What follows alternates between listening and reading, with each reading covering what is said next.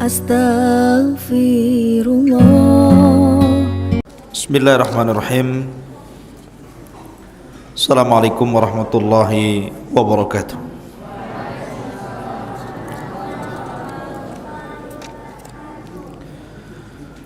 Alhamdulillah, wassalatu wassalamu ala rasulillah wa ala alihi wa sahbihi wa mawalah, wa la hawla wa la quwwata illa billahi wa ba'du. Qala Allahu azza wa jalla, ya ayyuhalladzina amanu taqullaha haqqa tuqatih wa la tamutunna illa wa antum muslimun. Wa qala sallallahu alaihi wasallam, man salaka tariqan yaltamisu fihi ilma sahhalallahu bihi tariqan ilal jannah. Ma'asyiral muslimin wal muslimat, santri, ikhwan dan akhwat yang dimuliakan Allah Subhanahu wa taala. Alhamdulillah, di malam hari ini kita bisa duduk kembali di Masjid Pondok Pesantren Jabal Uhud Al-Islami Tiban Batam. Dan malam ini kita akan membahas seorang a'immatud dunya, al-muhaddithun, al-imam At-Tirmidzi rahimahullahu ta'ala. Siapakah al-imam At-Tirmidzi? Bagaimana rihlah talabul ilminya, pujian-pujian ulama kepadanya, siapa guru-gurunya, siapa pula murid-muridnya, bagaimana prestasinya di dalam karya-karyanya, dan bagaimana wafatnya. Ini yang kita akan bahas tentang siapa al-Imam At-Tirmidzi rahimahullahu ta'ala. Imam Tirmidzi namanya adalah Abu Isa Muhammad ibn Isa ibni Saurah As-Sulami At-Tirmidzi. Abu Isa kunyahnya namanya Muhammad ibn Isa ibn Saurah As-Sulami At-Tirmidzi.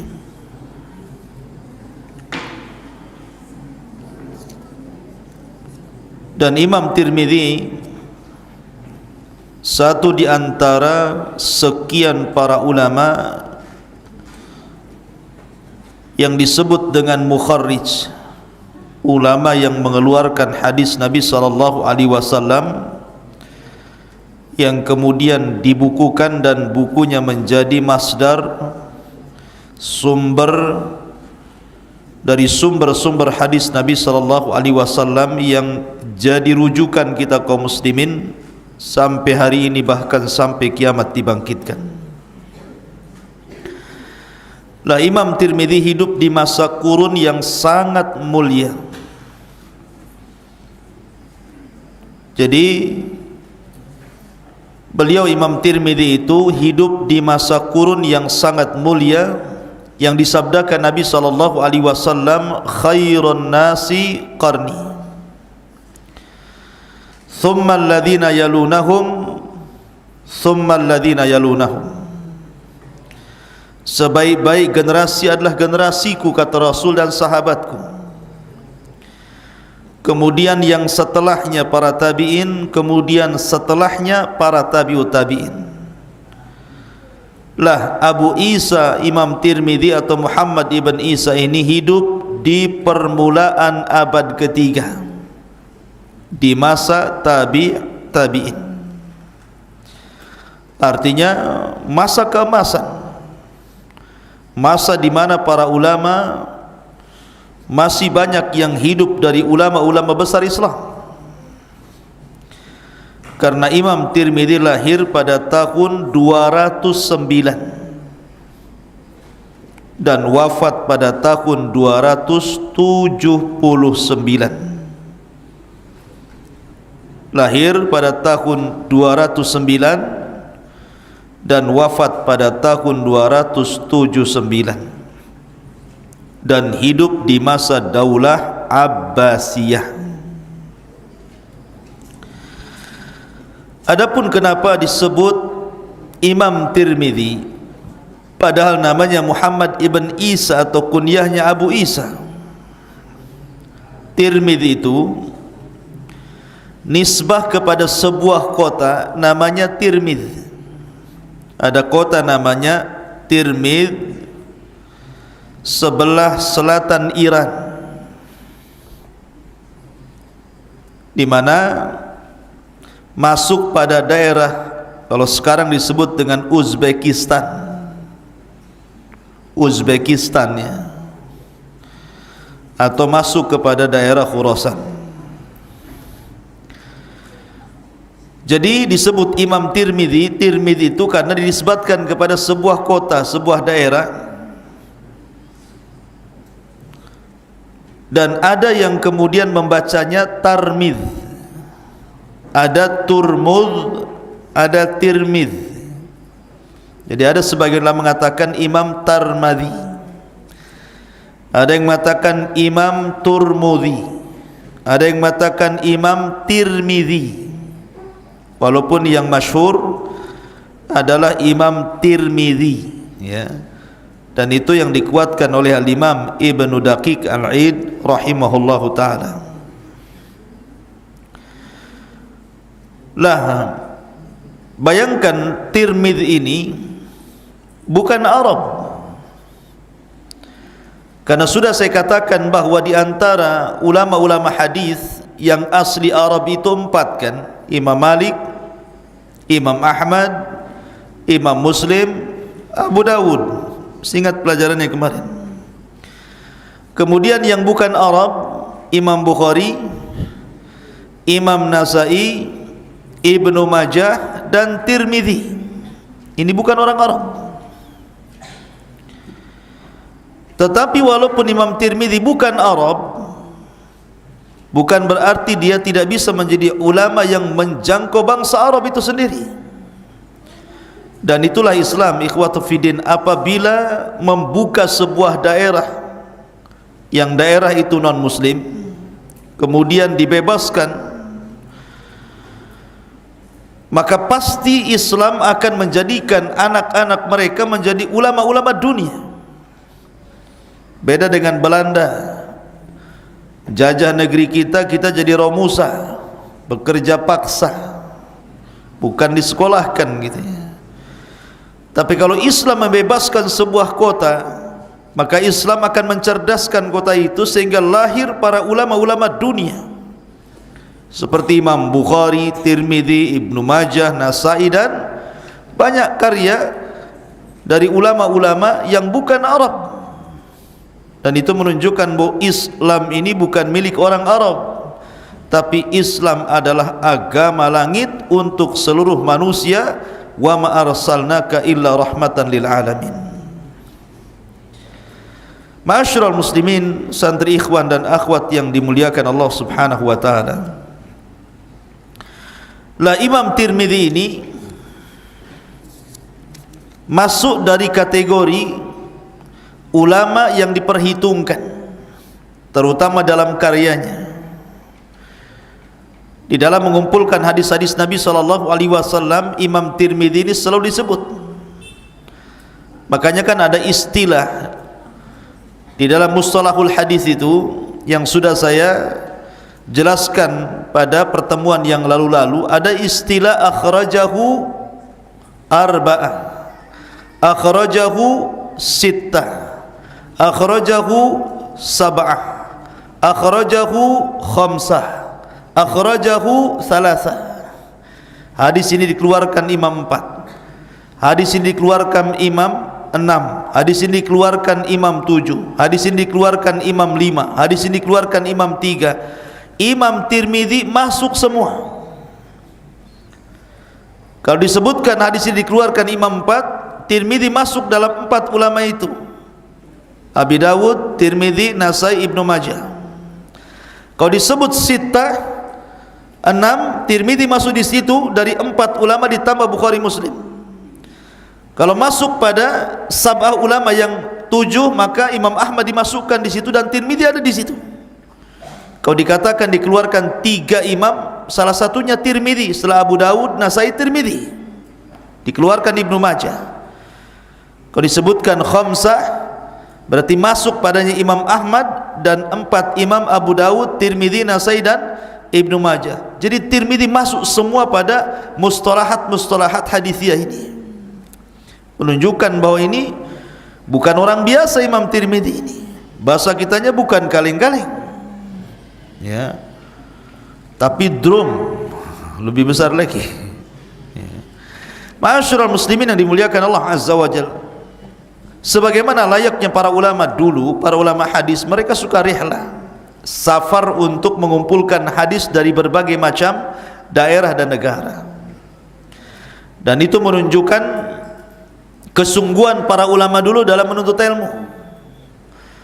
Lah Imam Tirmidzi ini rihlah ke Hijaz. Hijaz itu Mekah dan Madinah, dan berguru kepada ulama yang ada di Mekah dan Madinah. Kemudian rihlah ke Irak, kemudian rihlah ke Khurasan, kemudian rihlah ke Kufah, ke Rai, Naisabur, Baghdad, sampai ke Basrah, bahkan sampai ke Bukhara, tempat lahirnya Imam Bukhari.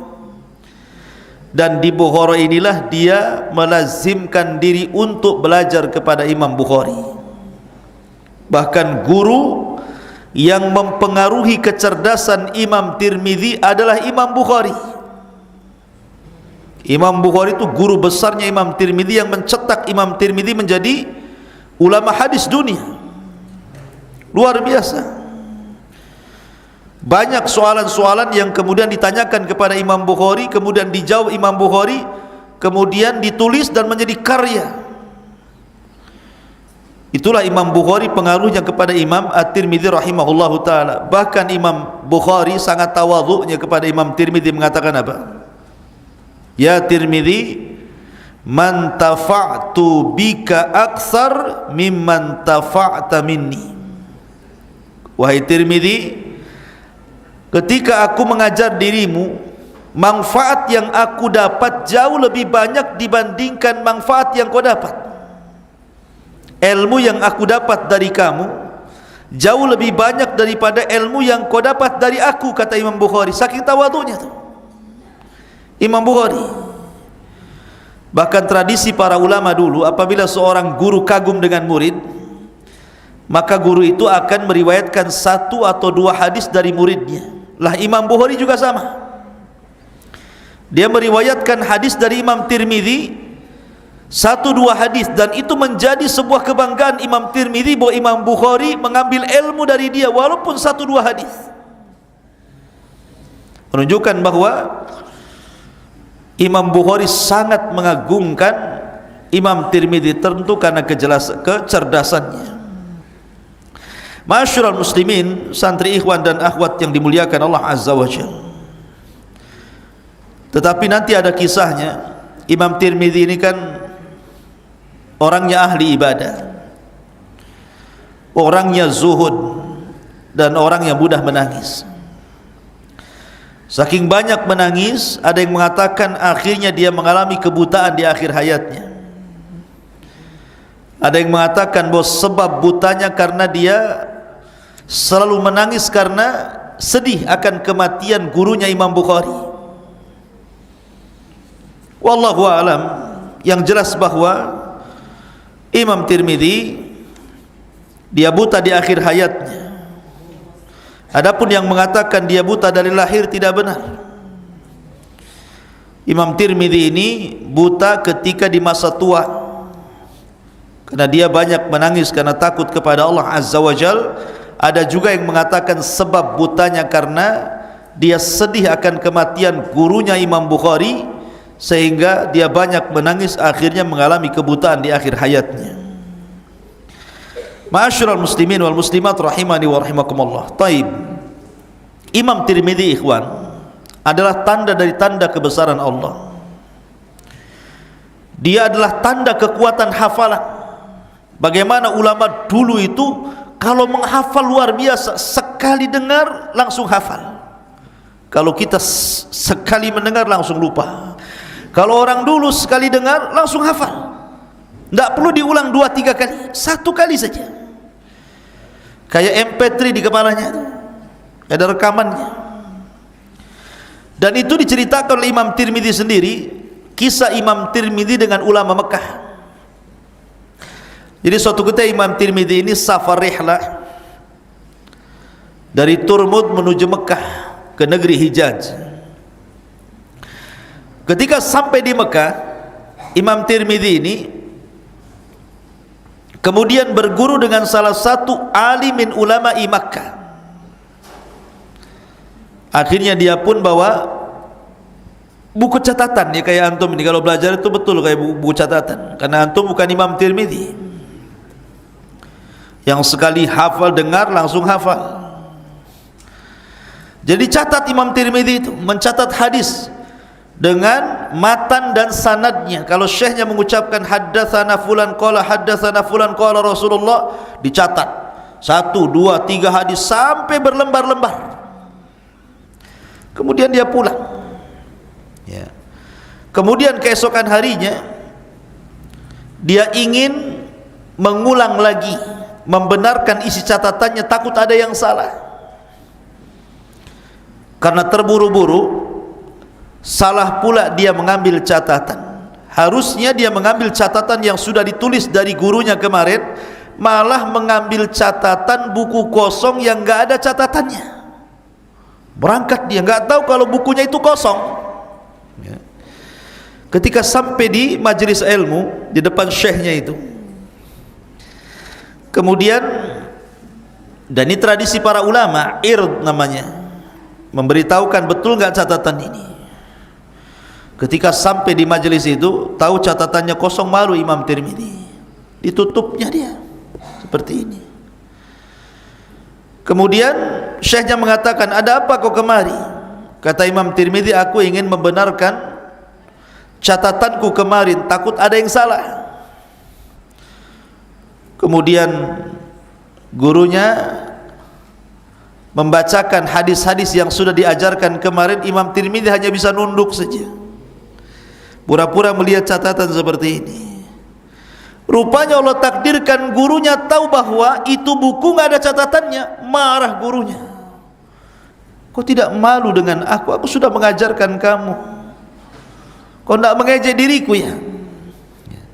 Kata Imam Tirmidzi, aku lupa ya Syekh, karena terburu-buru harusnya aku membawa catatan yang berisi catatan ilmu darimu, tetapi karena terburu-buru membawa catatan kosong. Tetapi kata Imam Tirmidzi, ya Syekh, semua yang aku catat ilmu dari kamu, semua hadis-hadis dan riwayat itu aku hafal semua.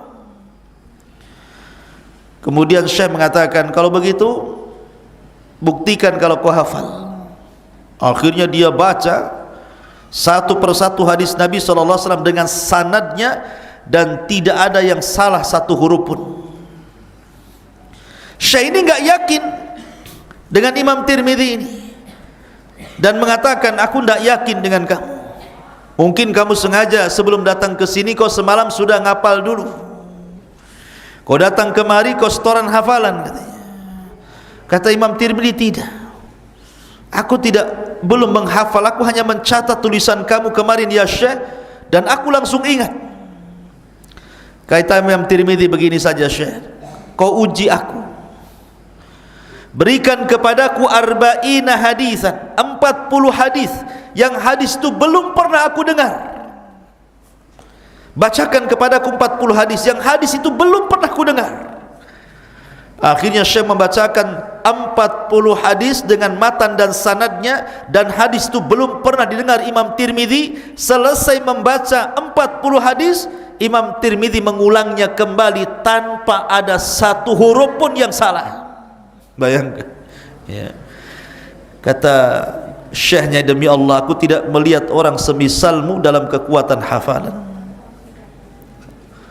Antum hafal Arba'in Nawawi berapa hari? Arba'in Nawawi itu sambil nongkrong lah di bawah kasur itu ya, nggak hafal-hafal. Ini sekali dengar 40 hadis loh, hari itu dibacakan, hari itu pula dia hafal. Tuh orang dulu kenapa kekuatan hafalannya luar biasa coba? Karena di dalam pemikiran mereka itu tidak ada lain kecuali karena cinta dengan ilmu. Karena di zaman itu belum ada handphone, sibuk main handphone ya. Di zaman itu belum ada mainan, belum ada hal-hal yang melalaikan, memang ibadah saja. Sehingga wajar kalau Allah berikan kekuatan hafalan yang luar biasa. Itulah ulama dulu, cintakan dengan ilmu dengan rehla. Kalau sekarang ini cinta ilmu satu sisi, cinta futsal, cinta sepak bola, cinta olahraga yang lainnya. Jadi 50-50, kadang belajar, kadang main futsal. Cinta mancing, tahu mancing? Mancing kayak orang melamun mancing itu. Apa yang dilamunkan coba? Ikan tak dapat, diem saja. Coba bagus bawa Quran dia sambil mancing, kan mantap tuh. Satu kali mancing 1 juz, berarti 30 mancing 30 juz. Nggak ada dapat ikan, mampir ke pasar kan gitu. Beli di pasar. Ma'asyiral muslimin yang dimuliakan Allah Azza wa Jalla. Taib, itu bukti kekuatan hafalan Imam At-Tirmidzi atau Tirmidzi rahimahullahu ta'ala. Kemudian juga Imam Tirmidzi, ikhwan yang dimuliakan Allah Azza wa Jalla, selain memang orangnya zuhud, suka menangis, wara dan begitu seterusnya, Imam Tirmidzi ini memang dilebihkan oleh Allah Subhanahu wa ta'ala bukan hanya kekuatan hafalan tapi kecerdasan. Bayangkan dia rangkum dalam kitab sunannya itu semua madzhabul arba, fikih mazhab 4 dia gabungkan itu. Ketika dia belajar di Kufah untuk mendapatkan pengetahuan tentang mazhab Ashabur Ra'i atau mazhab Abu Hanifah, dia cari murid-muridnya Abu Hanifah. Belajarlah kepada Ibnu Abi Layla dan kepada murid-murid Imam Abi Hanifah yang lainnya atau murid dari murid-murid Abu Hanifah, dan memperdalam mazhab Hanafi. Kemudian dia berangkat ke Hijaz, ke Mekah dan Madinah. Maka dia berusaha untuk mendalami fikihnya Imam Malik. Belajarlah kepada Ishaq ibn Musa al-Ansari, muridnya Imam Malik. Ishaq ibn Musa al-Ansari, muridnya Imam Malik, maka dia perdalam mazhab Maliki. Kemudian dia juga belajar mazhab Syafi'i, baik fatwa Imam Syafi'i yang lama ataupun fatwa Imam Syafi'i yang baru. Dalam istilah mereka ada qaulul qadim, ada qaul jadid. Maka belajarlah dari Al-Hasan Az-Za'farani, Al-Hasan Az-Za'farani, pendapat Imam Syafi'i yang lama. Kemudian belajar kepada Rabi ibn Sulaiman, madhab Syafi'i yang baru. Karena madhab Baghdad beda dengan madhab Mesir. Ketika Imam Syafi'i di Baghdad, itu fatwanya beda. Ketika dia rihlah kemudian menetap di Mesir, 99% fatwanya diganti. Makanya ada istilah qaul qadim, ada qaul jadid Imam Syafi'i itu. Kemudian dia dalami juga madhabnya Ahmad bin Hanbal, Ishaq ibn Rahawai, Sufyan al-Thawri, sehingga betul-betul Imam Tirmidzi menguasai madhab para ulama. Disitulah Allah berikan kecerdasan fikihnya Imam Tirmidzi, bukan hanya sekedar mengumpulkan hadis, tetapi dia gabungkan antara hadis dan fikih. Itulah Imam Tirmidzi rahimahullahu ta'ala. Taib, bagaimana pujian para ulama? Karena seseorang itu dianggap memiliki keutamaan kalau dipuji banyak orang. Kayak antum ini cerdas, banyak orang muji, oh si fulan ini masya Allah cerdas sekali. Berarti memang direkomendasikan orang itu orang cerdas. Sama dengan orang ngomong, si anu tuh bego tuh. Ya berarti memang bego dia kan begitu. Ya kalau semua orang ngomong begitu, ya. Tapi kalau semua orang memuji, apalagi yang memujinya ini orang bukan orang biasa kan, berarti itu tazkiyah namanya. Rekomendasi. Lah Imam Tirmidzi ikhwan, dikatakan oleh para ulama, Al-Imam As-Sam'ani mengatakan apa? Imamu asrihi bila munazi, ahadul a'immatil ladzina yuqtada bihim fi ilmil hadis. Imam Tirmidzi itu imam besar di zamannya, tidak ada khilaf para ulama, dan dia adalah imam yang patut diikuti ilmunya, terutama dalam funun hadis, dalam bidang hadis Nabi sallallahu alaihi wasallam. Kemudian juga Al-Imam Al-Hakim, ma'ruf Imam Hakim yang ngarang kitab Mustadrak itu, Imam Rawahu Hakim, kita sering mendengar.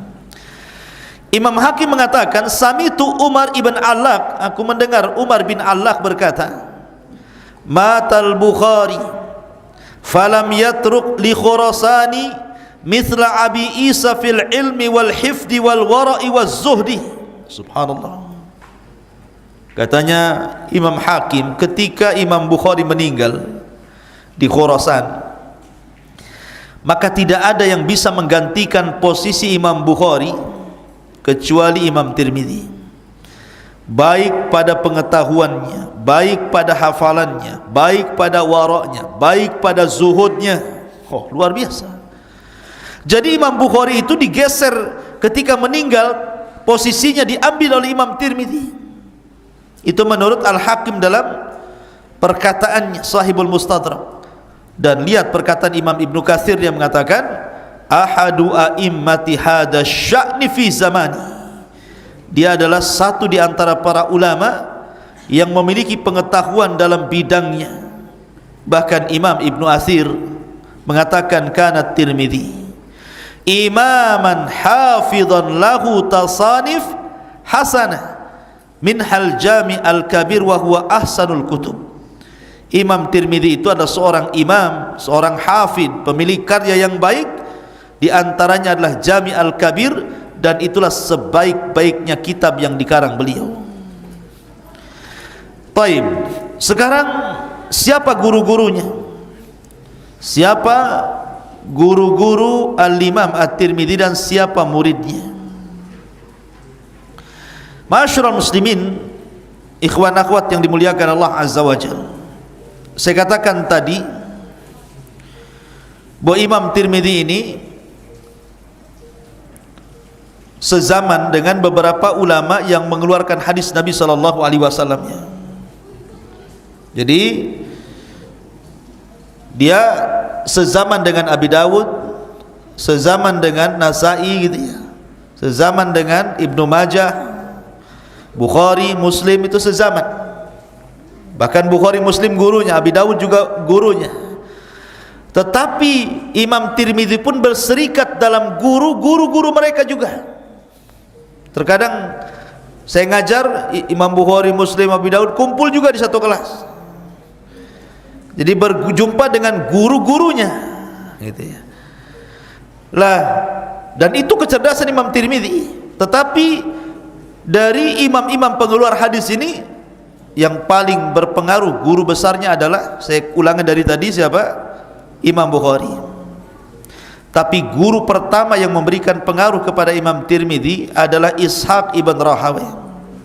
Ishaq ibn Rahawayh. Kemudian Qutaibah ibn Sa'id. Ya, itu yang paling berpengaruh tuh. Ishaq ibn Rahawayh, Qutaibah ibn Sa'id, kemudian Mahmud ibn Ghailan.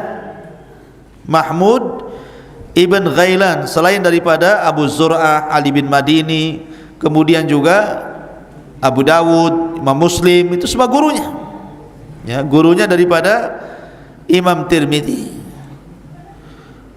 Kemudian murid-muridnya dari Imam Tirmidzi ini, banyak murid-muridnya menjadi ulama besar.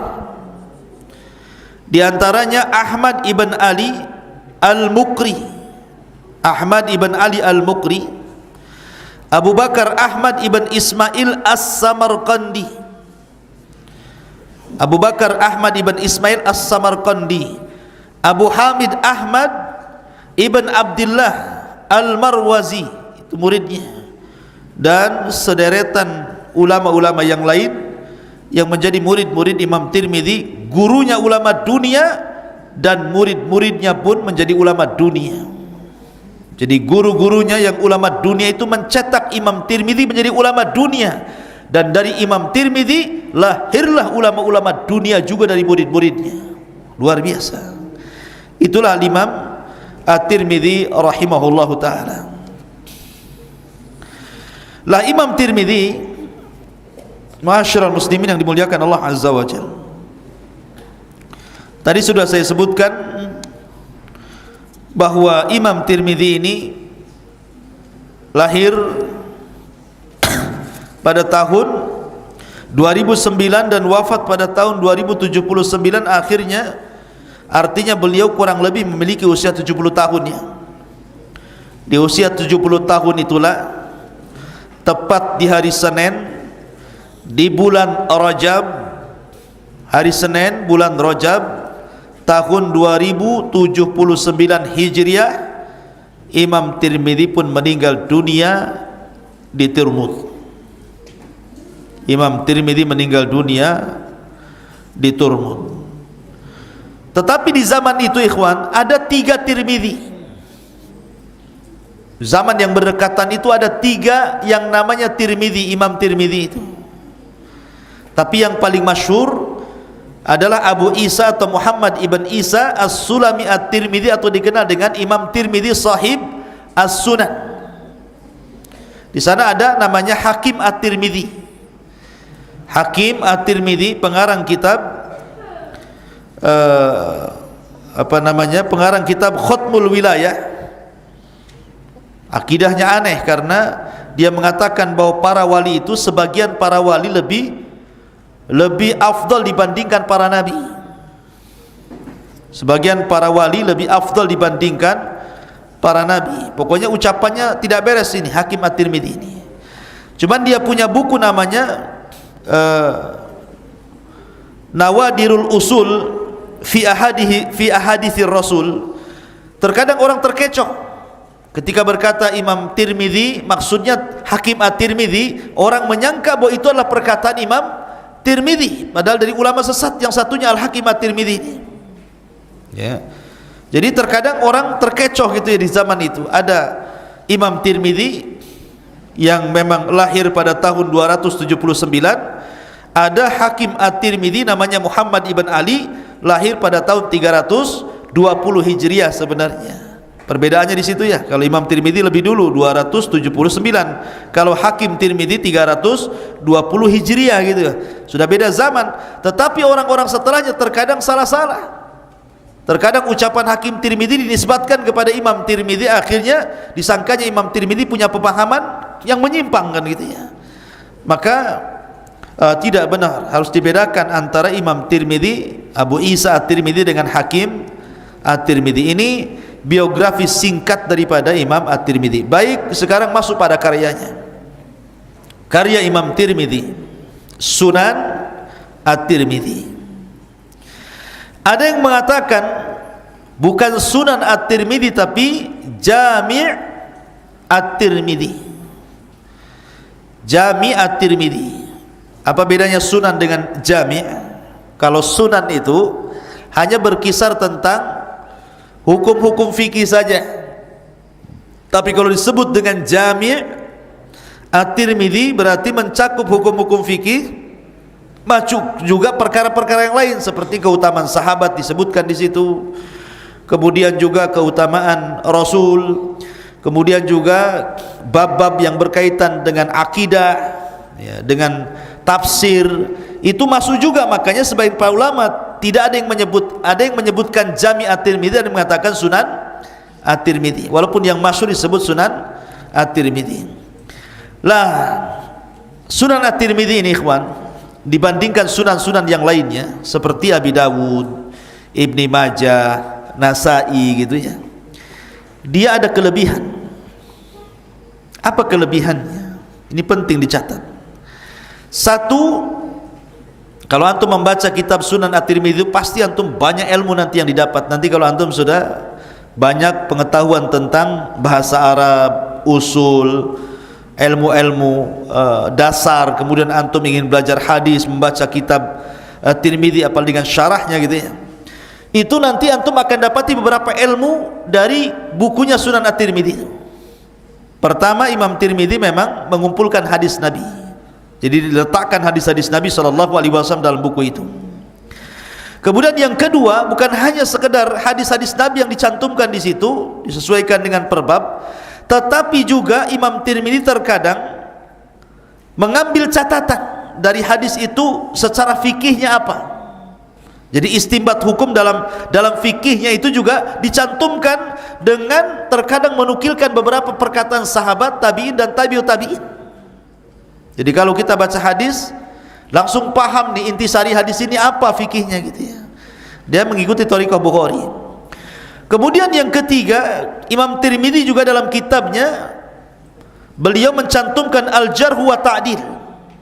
Al-jarh wa ta'dil itu artinya bicara tentang seorang rawi ini lemah atau rawi ini sahih, fulan thiqah atau fulan dhaif gitu ya, dijelaskan ya. Kemudian yang keempat, juga Imam Tirmidzi terkadang menjelaskan rawi-rawi yang mubham. Jadi orang ini enggak jelas siapa namanya, maka dijelaskan, oh si fulan ini namanya. Makanya kemudian juga yang keberapa itu, yang keenam ya, dalam kitabnya juga di sini dicantumkan asma wal kunah. Jadi kalau sahabat Rasul ini pamannya namanya Abu Bakar, an Abi Bakar As-Siddiq radhiyallahu an. Siapa Abu Bakar? Abdullah ibn Uthman, dijelaskan namanya, kunyahnya dijelaskan, namanya dijelaskan, atau kadang-kadang namanya dijelaskan baru kunyahnya dijelaskan. Seperti contohnya Abu Musa Al-Asy'ari radhiyallahu an, dijelaskan, oh Abu Musa itu namanya Abdullah ibn Qais namanya, dijelaskan ya. Kemudian juga dijelaskan sahabat yang berjumpa dengan Rasul dan sahabat yang tidak berjumpa dengan Rasul, dijelaskan juga. Kalau dia menyebutkan sebuah riwayat, maka dia jelaskan, oh ini dia berjumpa dengan Nabi, nah, ini tidak berjumpa dengan Nabi. Disebutkan orang-orang yang berjumpa dengan Nabi dan orang-orang yang tidak berjumpa dengan Nabi.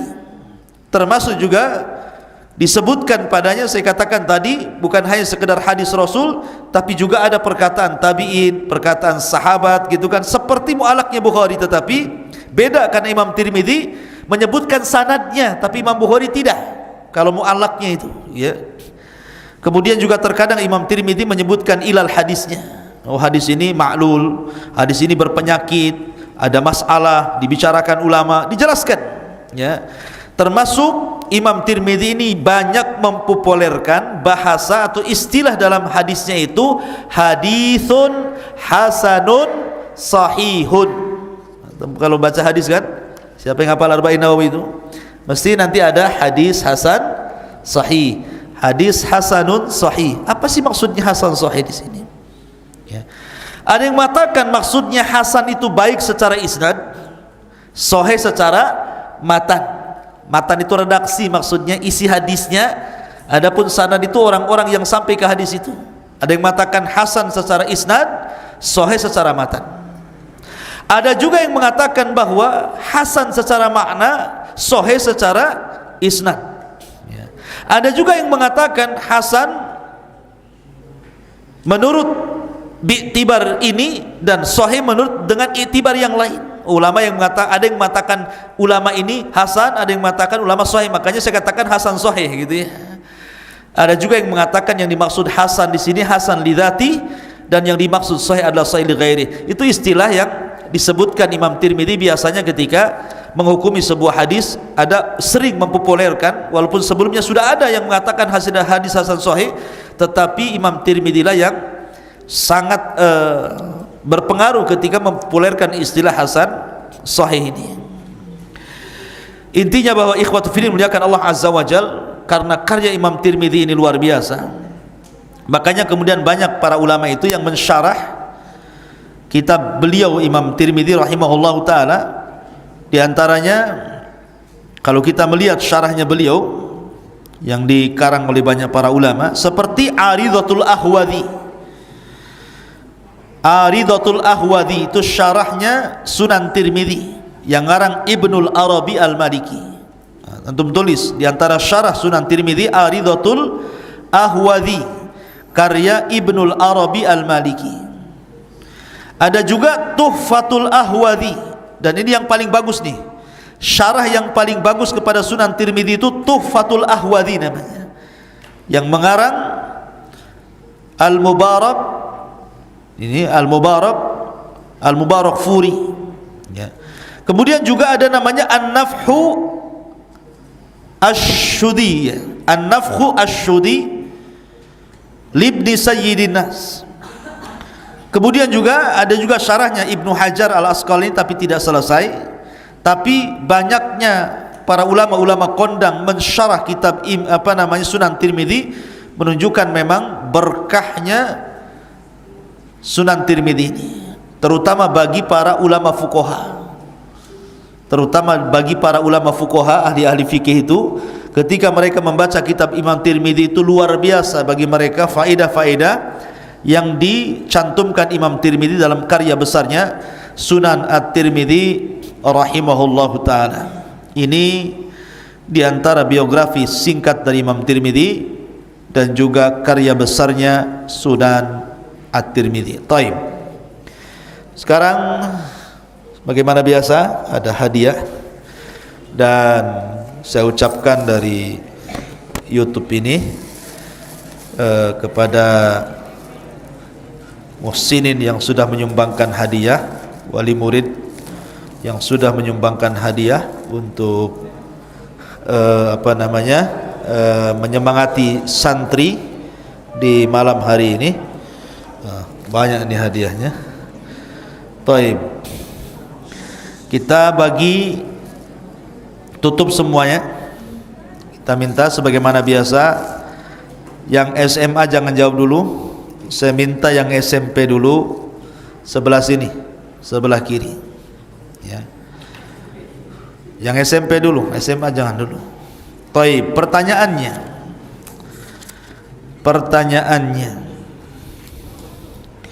siapa nama Imam Tirmidzi?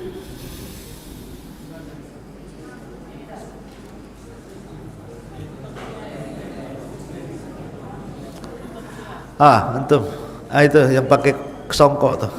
Ya, berdiri.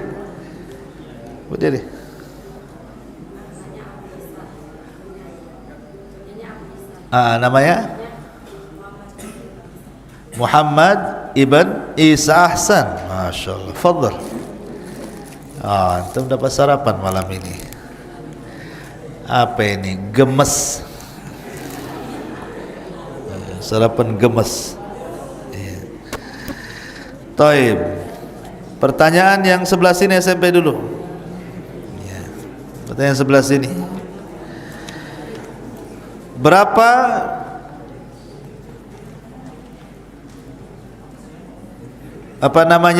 tahun wafatnya Imam Tirmidzi? Kacau, semua ngacung nih. Antum lah. Berdiri. 279. Benar? Ahsan. Masya Allah. Fadhal. Ya. Anak SMA, anak SMP jangan jawab. Ya. Sebutkan 4 ulama dari Arab dan 4 ulama non Arab, ulama hadis.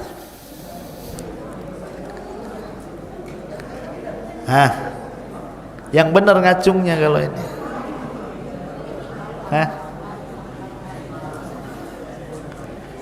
Bentar, ini yang sudah, yang belum. Siapa? Jantung. Udah deh. Pakai kacamata Saibun Nadharah tuh. Mana Saibun Nadharah? Tadi ngacung antum kan? Udah deh.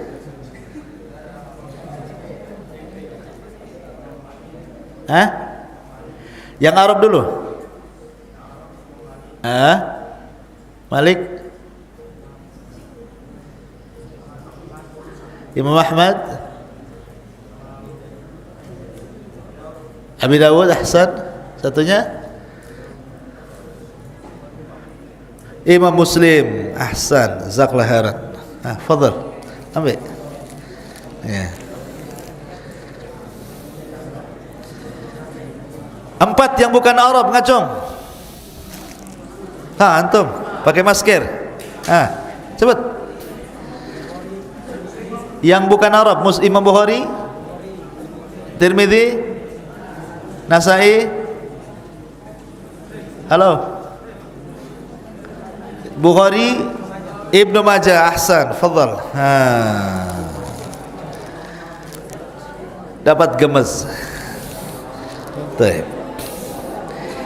Sekarang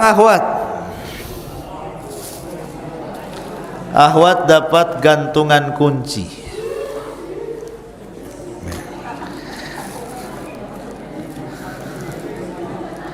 Permen karet palsu, gantungan kunci. Taib, akhwat.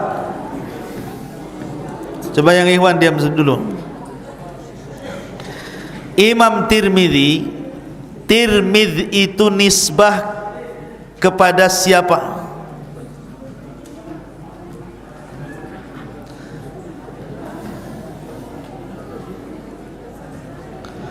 Tirmidzi itu nisbah kepada siapa?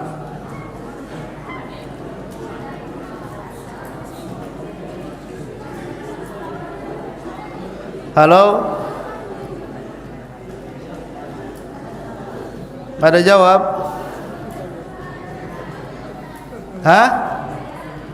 Taib. Man?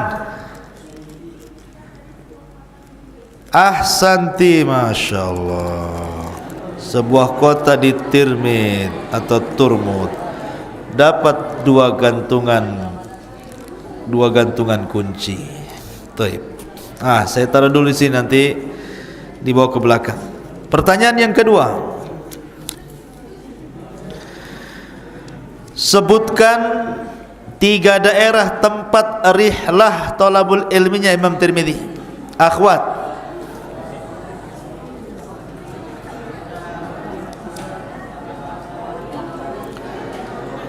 tolong diam, ikhwan, diam dulu. Diam, antum meribut saja sukanya. Ya akhwat, fadhali. 3 saja daerah yang rihlahnya Imam Tirmidzi talabul ilmi itu.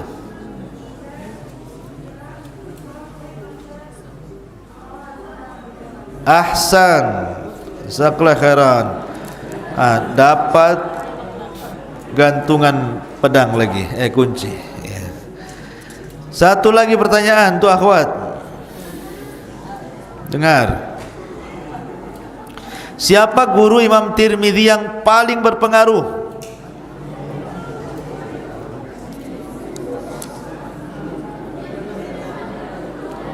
Halo? Diam dulu. Diam. Anda enggak dengar? Antum kok suka ribut, gimana ceritanya? Siapa? Siapa yang jawab nih? Coba musyrifahnya itu tunjuk siapa yang jawab situ. Ayo, Imam Bukhari, ahsan. Masya Allah.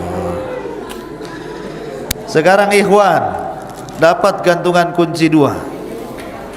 Satu-satu. Taib.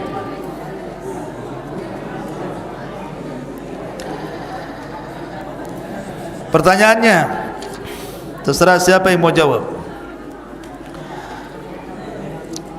Imam Tirmidzi ini beliau mengarang kitab Sunan At-Tirmidzi atau dikenal dengan Jami' At-Tirmidzi. Kelebihan Sunan At-Tirmidzi dibandingkan sunan-sunan yang lain, sebutkan 3 saja. Halo. Antum cepat. 1.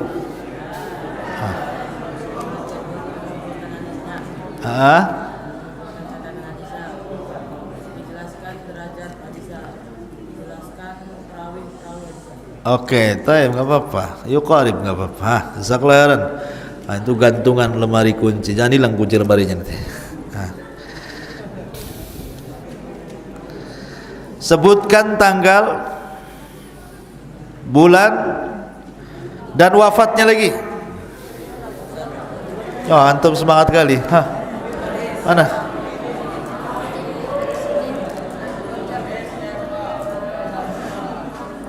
Senin bulan Rajab tahun 279. Ahsan. Nah, dapat gantungan.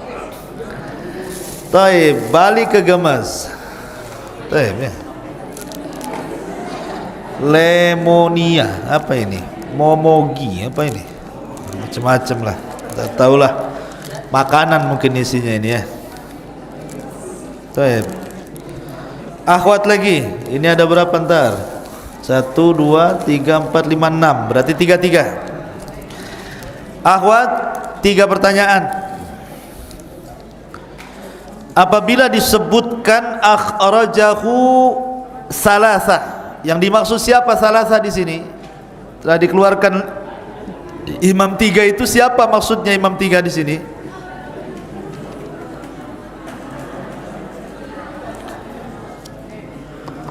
Halo?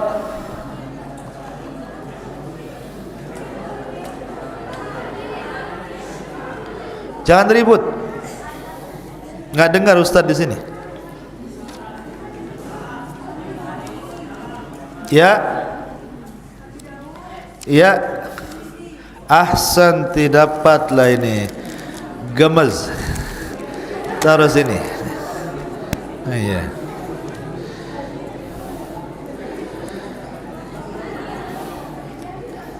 Ikhwan, kita jigjag. Tirmidzi harokatnya ada berapa? Bisa diberikan tadi beberapa penyebutan Tirmidzi itu, beberapa harokat. Nah, sebutkan 3 perkataan Tirmidzi dari segi harokatnya. Tirmidzi,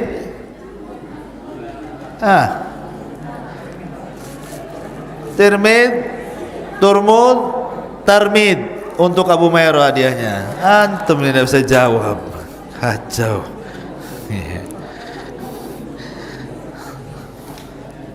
Taib.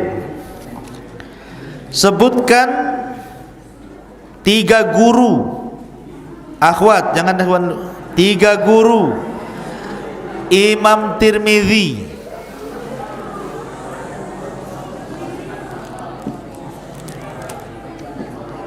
Cepat, sudah malam.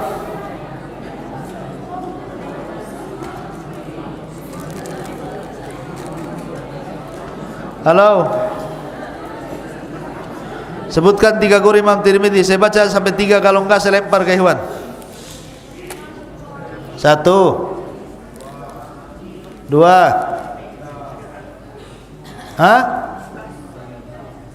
Ahsan. Dapat gemas.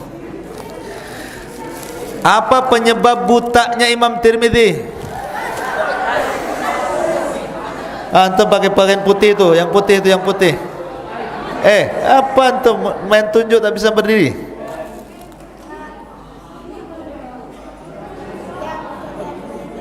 Gimana? Gimana? Ngomong apa dia?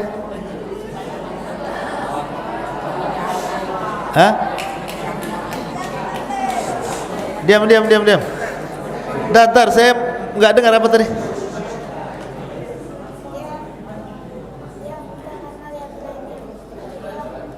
Iya, buta di akhir hayatnya. Kenapa? Kenapa dia buta? Karena nangis. Imam Ahsan, ngomong gitu yang jelas. Dapat antum. Ambil. Masya Allah.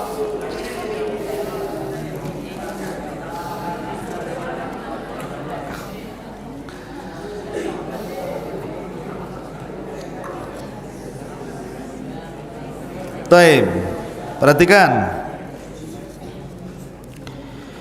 Ketika Imam Tirmidzi ini mendalami madzhabul arba, dan dia mempelajari berapa madhab, salah satunya madhab Malikiyah. Kepada siapa dia belajar? Antum.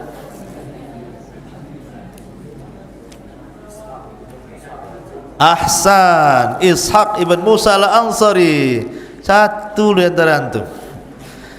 Kalau yang muda aja ngacung semua antum.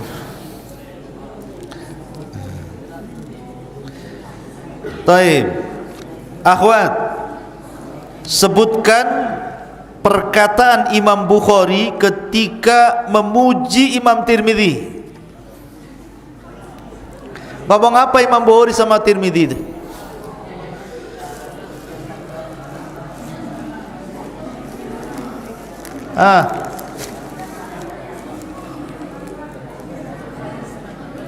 Diam. Ustaz gak dengar.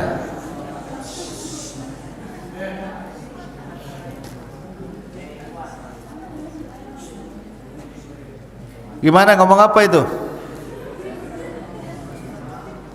Cepat, keburu malam.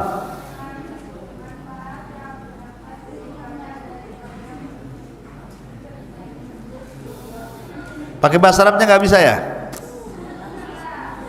Nggak bisa? Aduh, sayang nggak bisa dibelah pula. Ya udahlah, nggak apa-apa, dapat satu. Oke, dapat gemas. Taib, terakhir nih antum yang ikhwan.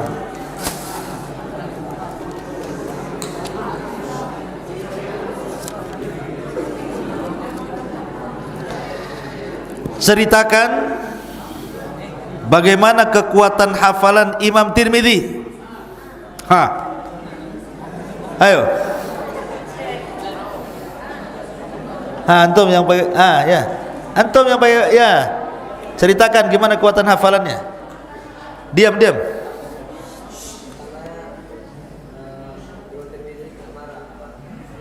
Kena marah?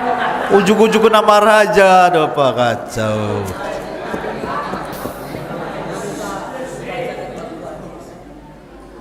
Awal ceritanya gimana kok langsung kena marah gitu?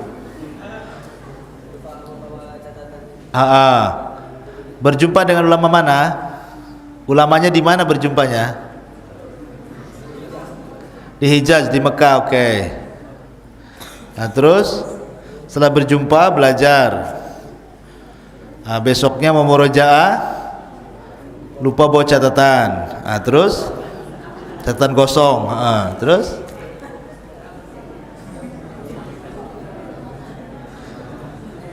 antum menceritakan kekuatan hafalan, antum sendiri lemah hafalan. Udah duduk. Nggak bisa. Antum yang baju merah cepat. Udah keburu malam.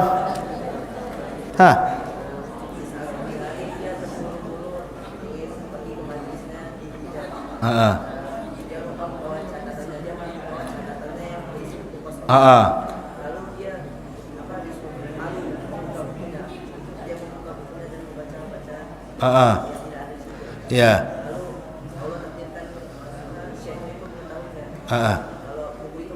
Siap.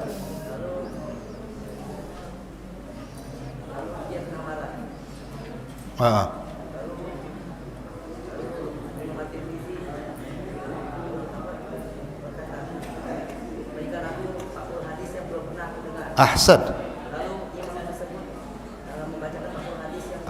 Ayo.